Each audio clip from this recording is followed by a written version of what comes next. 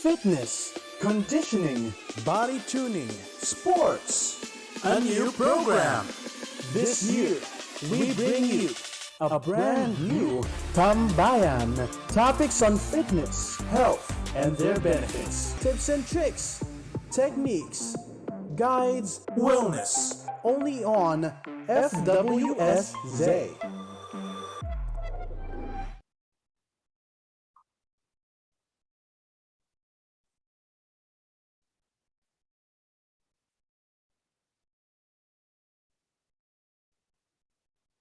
How you doing, Jared?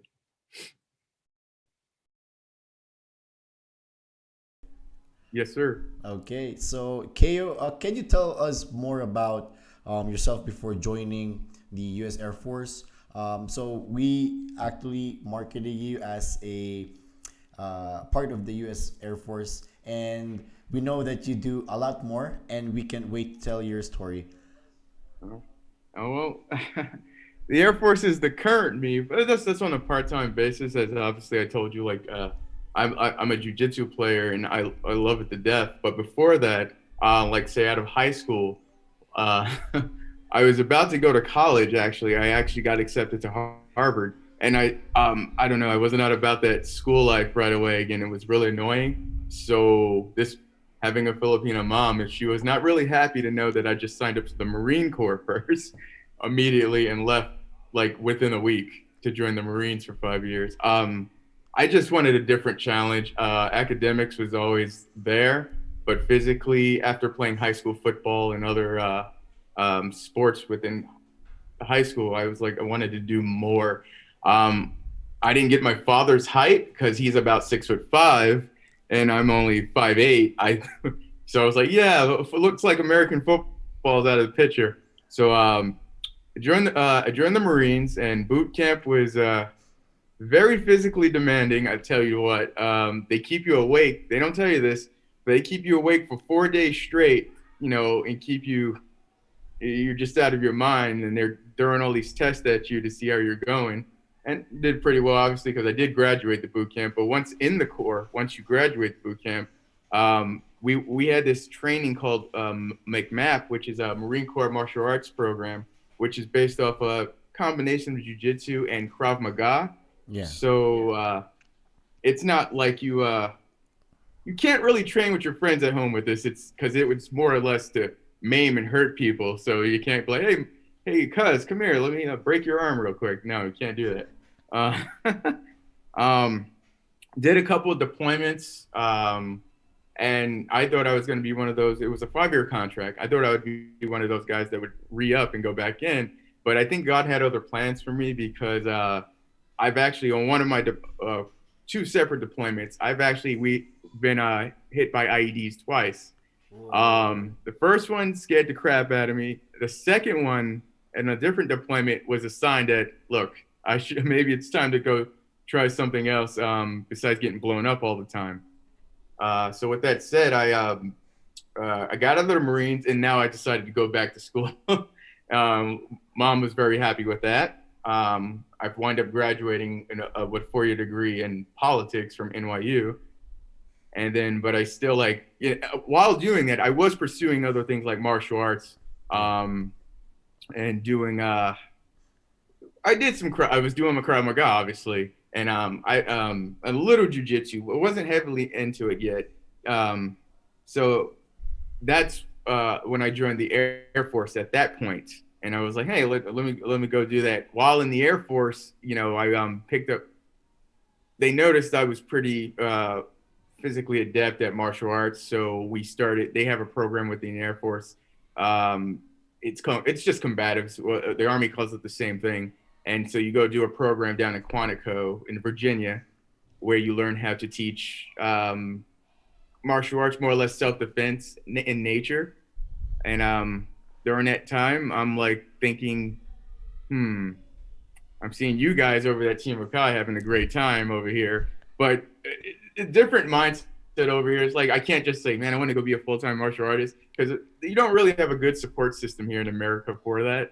If you get lucky and pick it up, then you get lucky over there. You guys are like family, which is pretty cool. probably been different if I grew up in Baguio completely, which I did when I was a wee lad, probably like 5, 6 years old. um, but I jumped. Speaking of that, I jumped around from Baguio to Hawaii to Samoa to New York. Family like to move around, so I just went wherever they told me because I was a young lad. Um, Eventually, jujitsu came into my life is because I just saw a seminar with Nate Diaz, and I was like, oh, okay, let me go to this and check this out because I was not a believer in strict ground game. I was just like, oh, I want to stand up and strike and do what I have to do and go from there. Okay, thinking of Mike Tyson knockouts. Um, I went to the seminar and I watched him. I was like, wow, this is pretty cool. And I wasn't completely sold at that point. And he looks at me and he's like, man, he said it in a more colorful way. He was like, oh, let's roll. If you beat me, you gotta sign up for jiu-jitsu. I mean, you don't have to sign up, but if I beat you, you have to sign up. I was like, fine. 3 seconds later, I'm signing up for jiu-jitsu because he wiped the floor with me. He's a black belt for a reason. And since then, I've been sold on the aspect of jiu-jitsu as far as everyone I've met has been super supportive.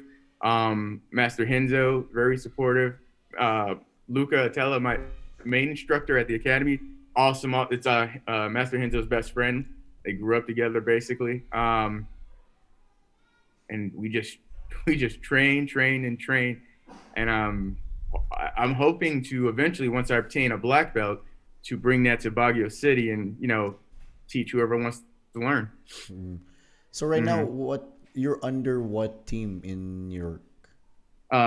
Team Henzo Gracie. Henzo Gracie. Oh, yes. So you're a legitimate what belt again?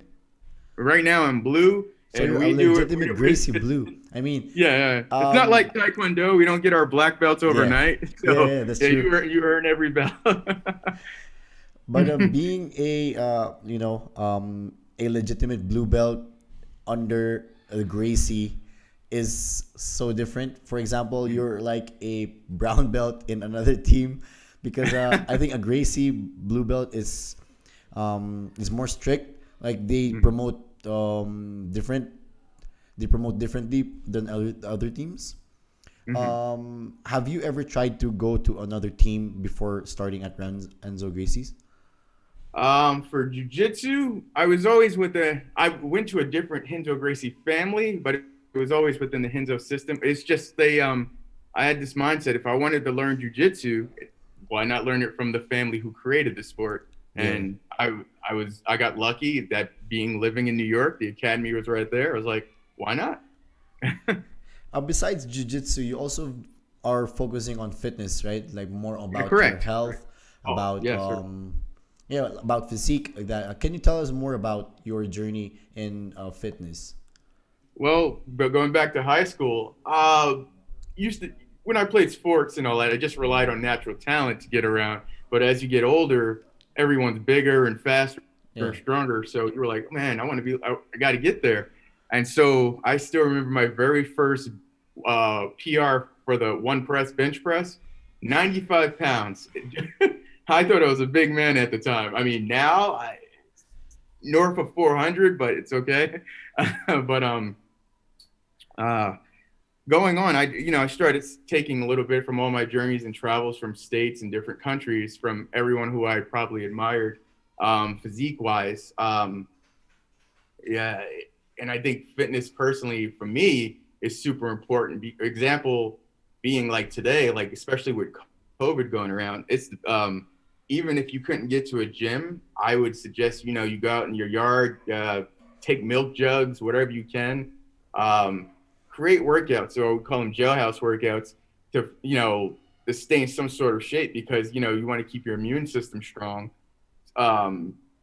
So in case, God forbid, you get COVID, you can recover faster than the average person who just doesn't care for fitness so much. I mean, I think you should have a strong strength training program, cardio program.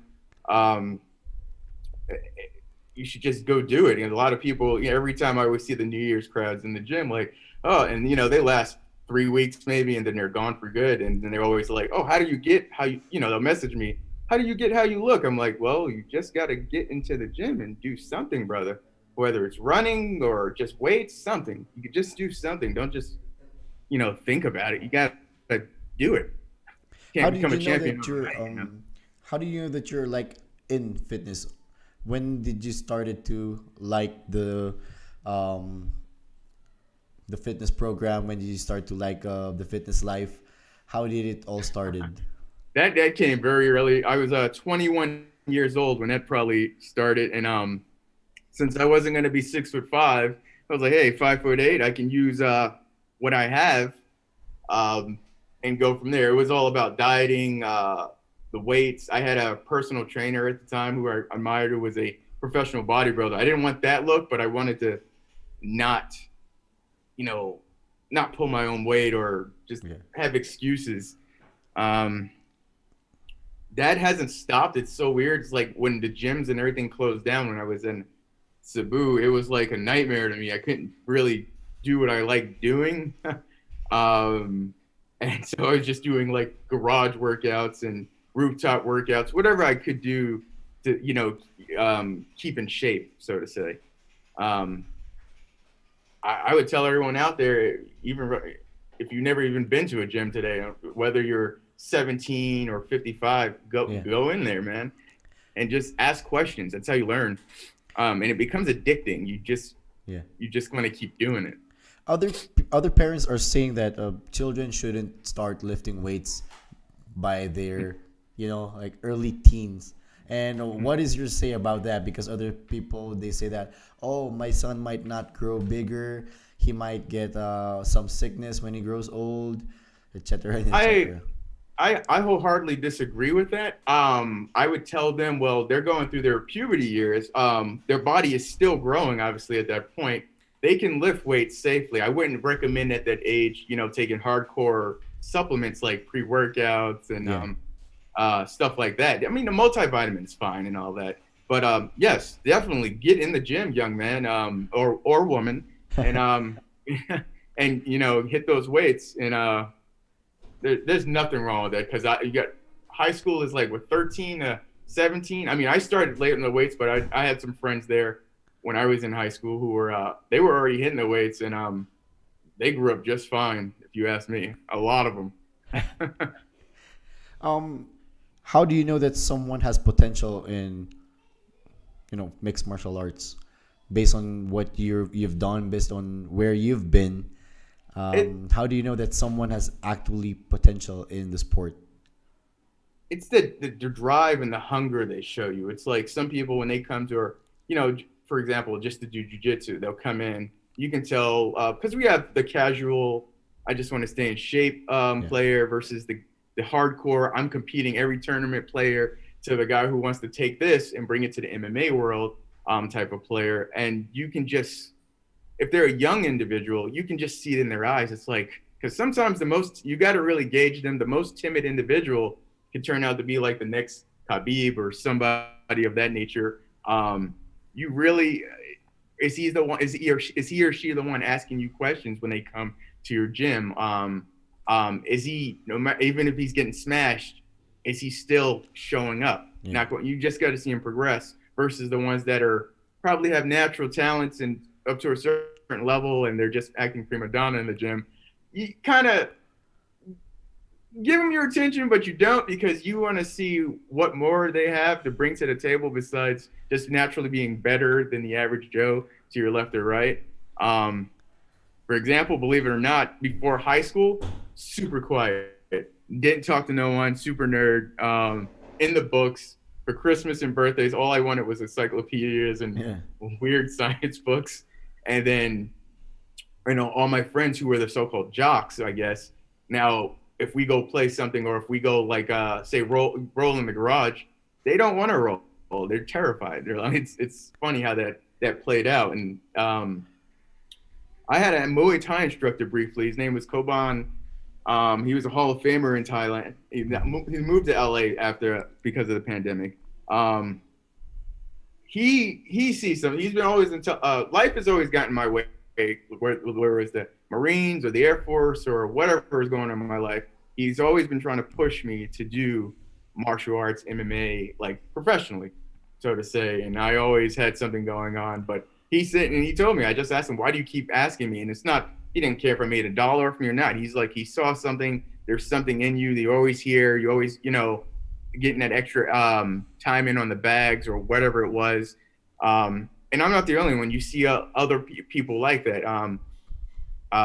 You just see it in them. You can feel it if you're a good coach or trainer, or even if you're pursuing the career. You just like that person's going to go somewhere. You give him give him some time, just a straight hunger. Do you plan to compete? Oh, I keep getting that question. Well, like maybe if you come back here and then if it's in the plans, it's in the plans. Are you planning? I will not confirm or deny I've been competing as far as straight MMA underground, but I think I did pretty good there.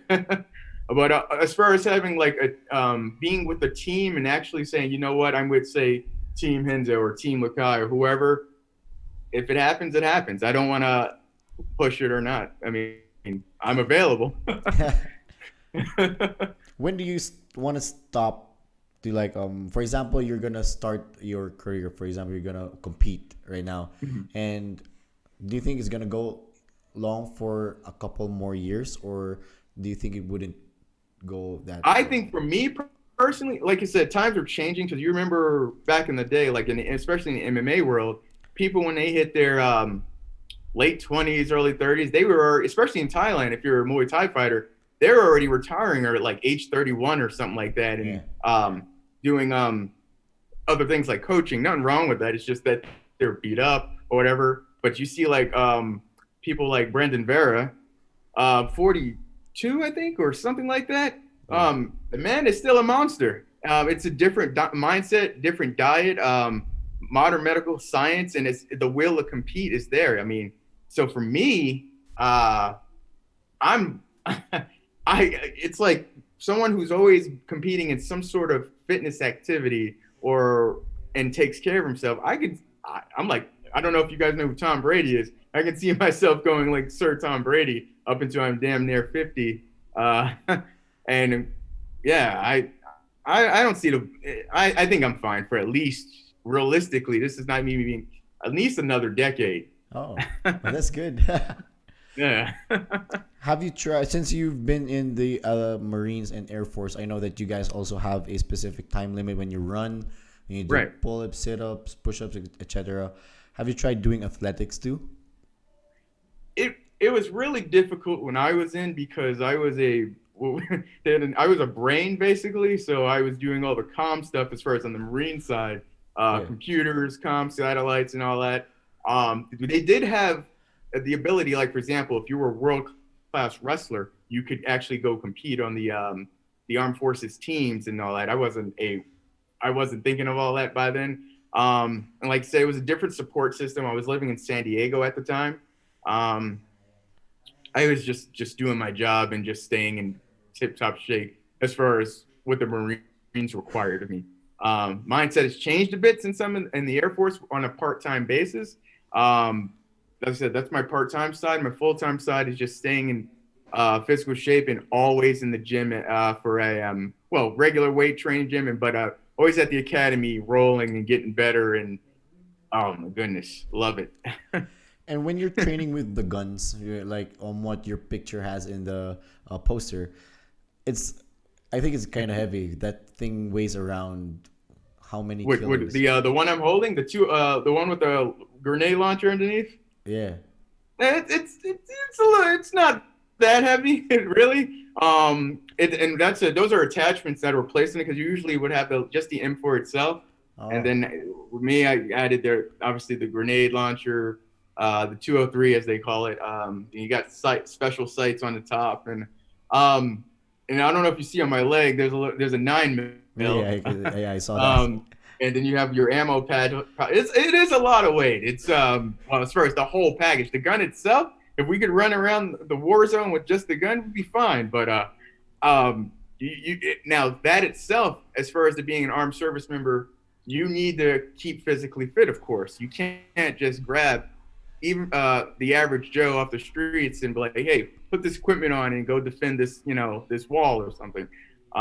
That's in that photo, that's the Air Force. And before I got to that point, you're doing my team at least, we were doing some sort of physical training related, functional training related to all the gear we would be carrying, probably 5 days a week, bright early in the morning. And then, you go train with the weapons and get used to it. And everyone after that has their own physical training program they would do in their own. So it's a ongoing battle. You can't just get off the couch and unstop. Fitness applies to everything. So it means that everyone has a specific routine every single day so that they are prepared for, casualties or war. Correct. Yes. I mean, you want to be able, if you got hurt, you best be bet I can get you on my shoulders and get you out of there, brother. Do you guys have tests before, for example, every month you guys have tests before you start training the next month, or how does that thing work? Because I have a friend who works in the Navy, and he said that he always has a physical and medical test every month. And they always need to pass every single test every month. But how does it work there? It depends on your job as well. Some test more than others. For example, an infantryman he'll be getting tested all the time as far as mostly fitness, to get his medical stuff. Annually, generally fitness tests. You got your main one you'll do. There's two components of it. There's your regular, anaerobic test, and then there's what's called a combat fitness test, which is a whole separate thing, since they're infantrymen, which you have to pass, so you can't do your job. And then depending on who your squad leader is, on a monthly basis, he could have individual squad level exams he wants you to be good in, so he knows if you're called to duty, you'll be fine. There's nothing worse than seeing somebody who's not pulling their own weight because they haven't been keeping physically fit to do their job. But yes, they're always being tested, and if you fail a couple of times, you can actually be discharged, which is not cool. Oh, okay. And when you said about combative, what's that? Martial arts, the combatives. Yeah, the combat tests. Mm-hmm. How is that different from the aerobic and anaerobic tests? Well, because that you think one side is just okay, go do some push-ups, go run, go do some pull-ups. You're graded on that, obviously. And then the combat is, now we're going to put all this equipment on you, and we're going to simulate you're on the battlefield. Take these heavy ammo cans and run it, halfway across the world, and pick up this medical dummy, put it on your shoulder, carry it over there. And some of them are actually, you will get full combat gear, be pushed into the water, and you have to swim with that gear on. So that's the difference. One is just you by yourself doing your individual push-up, pull-ups, and all that. Yeah. The other, you're by yourself still, but now we threw all this gear on you. Oh, okay. Mm-hmm. And how about the shooting for when you guys do the shooting in the shooting range? Is everyone required to do the shooting? Yes. Like I said, it's job specific. Some jobs will shoot way more than others. For example, I shoot a lot, different weapon systems all over. Whereas some jobs, for example, not to knock them, but everyone's important. If you're a supply clerk or something, you'll probably just shoot once a year to make sure you know how to still use your basic weapon. Whereas certain infantrymen or special ops people, they're going to be shooting all types of weapon systems multiple times a year to ensure that they're zeroed in and still know how to use their weapons. Mm-hmm. And how about the ones that what I see in movies, like they disassemble a gun and then they assemble it before they shoot it? Is it that's it's Hollywood a little bit, but some of it is real depending on your job. Like, yes, you should know before you even shoot your weapon is they will test you, and it's part of the test. Do you know how to disassemble and reassemble the weapon so that it fires? Because you can put the gun together, but if you do it wrong, it won't fire. So there's safety checks and and all that. And if you can't do that, they won't even let you go on the range. Because there's other people who might be watching right now are Mhm. interested to join the military, but Right. then others are like scared because they're scared Mhm. of like hearsay in whatever's Right. happening inside the academy. But then it's better for us, I think, to inspire them to like do this and to motivate them to uh, like just join as long as you want to, like just join. And then coming Right. from you, straight from you, Right. like you had a lot of experience inside and outside, and you're still there, so it means that you had a good life inside the academy and also after. No, it's some of the fondest memories, and like you, to those people who are might be a little nervous, just go. It's like, in high school, I didn't have shotguns and M4s to practice with. You learned all that on the fly. Everyone is at the same level, so it's not like some are better than others because they may probably grew up around guns, but I definitely didn't grow up around guns. But the instructors they're very patient, especially if you're very brand new Yeah. with you, and they will teach you. They want you to be very efficient in that weapon because you might have to save a brother or sister one day. So it doesn't make any sense to just say, "Oh, you don't know how to shoot. Here's a gun. Figure it out." No. So you're right now you're a full-time Air Force officer, am I right? Part time, part time, Part-time. part time. Like What right is now, your I'm off. job exactly in the Air Force? My job, you can call me light infantryman type of deal. Um, we not right now because COVID has slowed us down a bit, but we usually deploy a lot to very hot areas and how we say help the local populace. Oh, okay. Okay. And then you're also a part-time martial artist and competing. Right. That's my. That, it's so funny when I'm doing the Air Force thing. They always talk about martial arts, and they just tap me on the shoulder and start rolling in the middle of office floors. I'm like, would you guys stop? Yeah, they love it. They're really enamored with it. And jujitsu is becoming huge. It's really huge in New York City to begin Yeah. with, but it's becoming huge all over. And I hope to bring that same love to the Philippines because I think we have a lot of Filipinos out there who would be devastating good jiu-jitsu players in the Yes. world to come. Yes. Do you have anything else to say to those who are watching? Maybe inspire more people right now before we end. Hey man, just follow your dreams and don't let anyone tell you no. That's as simple as that. You might hear the no word again because they probably can't do what you want to do, and since they can't do it, they don't feel you know how to do it at all. Just be yourself, never give up, and use your heart and keep fighting, man. Thank you so much, bro, Keo, and I hope we would see you here in the Philippines soon, here in the gym also soon. Hope we could roll with you, and hopefully when you come back, you might be a purple or brown belt already by then. Roger, Jay. I can't wait to see you guys. Thank you so much, Keo, and I hope to see you again soon. Fitness, conditioning, body tuning, sports. A new program. This year, we bring you a brand new Tambayan. Topics on fitness, health, and their benefits. Tips and tricks, techniques, guides, wellness. Only on FWSZ.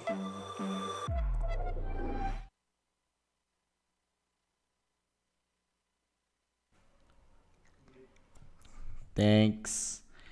All right.